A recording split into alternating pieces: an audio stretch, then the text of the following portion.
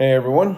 So on the last video, we went over the concept of cognitive schemas, which are interpretational frameworks. They're mental structures that we use to make sense of reality, what we notice, what we value, and how we respond. In this video, I want to continue on our study on schemas and expand on the concept of assimilation and accommodation, and that of an oscillating balanced approach to those processes, both for the individual and the collective alike.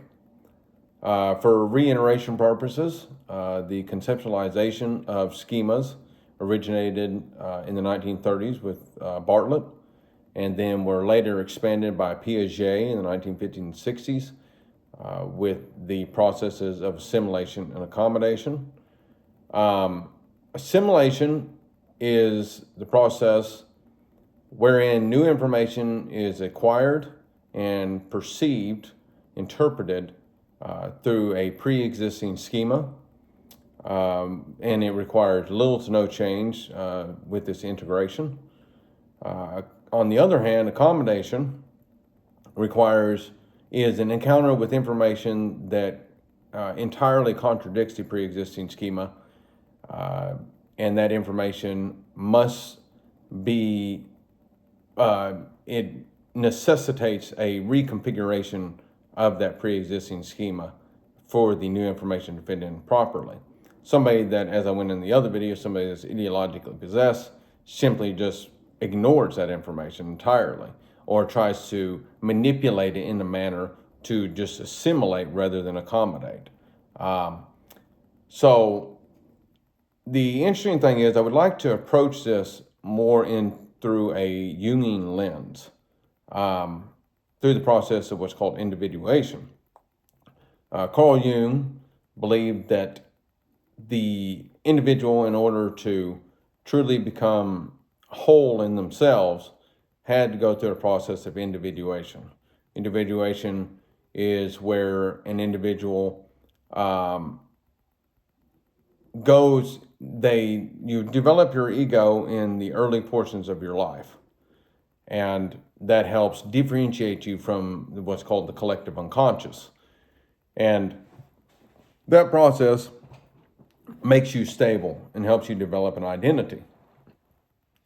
But following that development, in order to truly become whole, you must then go and begin to integrate information from the unconscious back into the ego, and not in a pathological sense of revisiting your childhood, let's say, so to speak, and assuming the childlike nature, but rather finding elements that are valuable, that could help regenerate the ego, so to speak, that are found within the unconscious, and integrating them properly. So that would be more of a process of accommodation.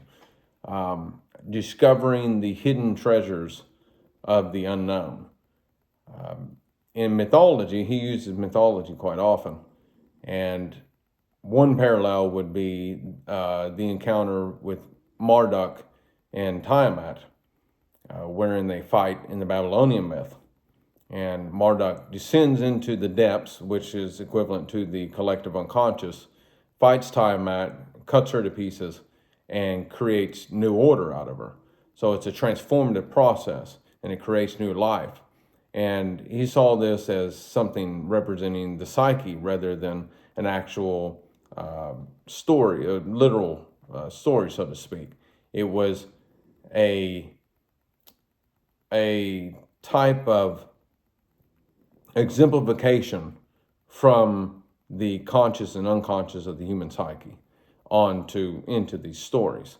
And so Marduk representing the ego, delving into the unconscious, contending with the information, so to speak, and therein discovering the treasure of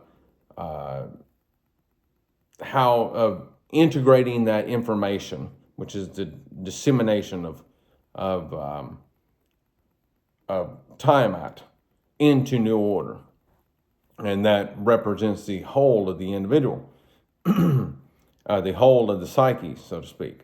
In that story, Tiamat is represented as a underwater sea serpent. And this serpent hero mythos is symbology, is found throughout most of the mythological stories, even including the Christianity with Christ and Lucifer, the dragon, but even more so into the modern day fairy tales of the prince contending with the dragon and rescuing the princess.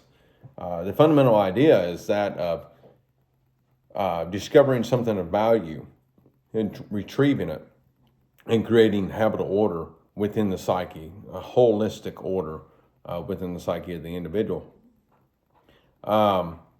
As far as a tangible example would be for us engaging with new information that quote unquote contradicts our pre-existing schema.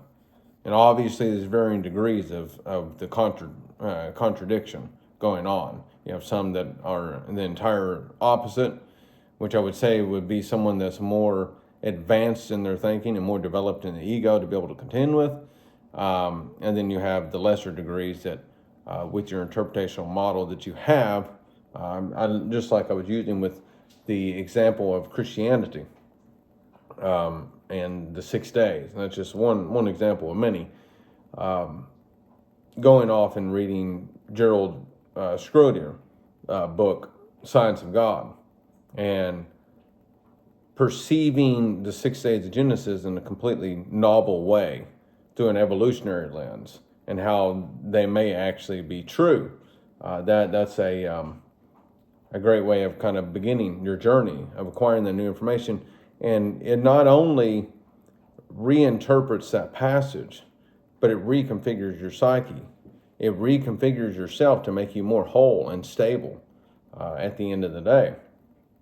And it completely reconfigures how you interpret reality. You'll no longer interpret the reality in a, I would say, lower resolution type manner, childlike manner. You'll do so in a more mature manner. So the more complex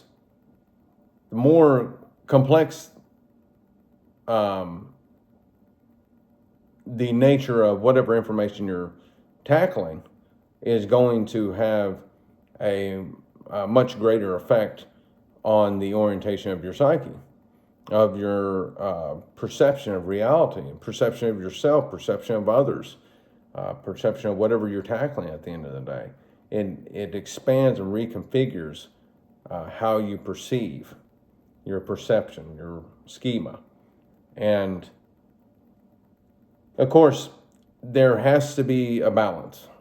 And that's where Jung talks about with the process of individuation. The hero descends into the abyss, into the unconscious, gathers novel information, the contention of whatever new information you're tackling at any given time. You acquire that knowledge, you critically think on it, you figure out how that fits in, what needs to be changed, whether or not that information is truly factual, how it lines up with your schema, where your schema needs to change. You integrate that in, boom, you have a complete new perceptual framework which you interpret reality, and you ascend back up with that new information, and you create new order in yourself. And essentially that creates new order in the world around you because it changes how you perceive the world. And so your world is ordered in a whole different manner than what it originally was through the acquisition and integration, accommodation of that new information into your existing schema. And of course, at that time, that's time for rest and restoration. And then you go back into which represents stability. And then you go back into the unconscious, tackling new information yet again to reconfigure and so forth, so on and so forth. So now, if we go ahead and view this from a collective sense within the social and cultural fabric, we need traditional interpretive frameworks, as I was saying before, with Christianity and religion as a whole, and that of science. And so what happened, I didn't touch on this last video, I'll touch on it here, is that in the 19th century, especially with the proclamation of Nietzsche, that of the death of God, is that science took over. And science represented progress. And while religion had more of the traditional values and traditional perceptional orientations to itself that helped ground humanity. And when science really took over from the Enlightenment and the Industrial Revolution, it completely, to a certain degree, decimated the influence of religion onto the general population. And we see the drastic implications of that, especially here in America, in past recent decades, with the rapid decline of Christianity and religious belief as a whole. The issue with that is that it represents too much progress, which equates to, has a destabilizing effect. While on the other hand, if you have too much of traditional value, let's say like during the reign of the Roman Catholic Church and the Middle Ages, is that you have stagnation, so no progress at all. Both of those extremes are pathological in and of themselves. They do no one any good. And so you have to have both of them oscillating back and forth. You need the traditional values, the traditional value structures that uphold humanity and the individual alike, that brings stability. And then you gradually integrate new information into that structure and make accommodations as necessary. And so that's the process of individuation on a collective level. And so you have both the individual and the collective should have an oscillating balance between the tradition and the progress, between rest and restoration, stability, and that of progress, and accommodation and integration and exploration, acquisition of new knowledge, new information. And so there has to be that oscillating balance to bring an overarching, stable, progressive dynamic, I would say.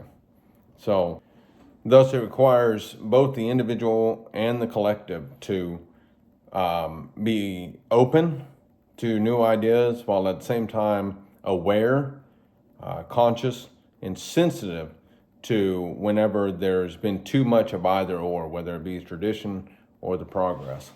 And so that is the transforming effect of accommodating new information into your cognitive schema through a Jungian type individuated approach. I hope you enjoyed. Thank you all. Please share and subscribe.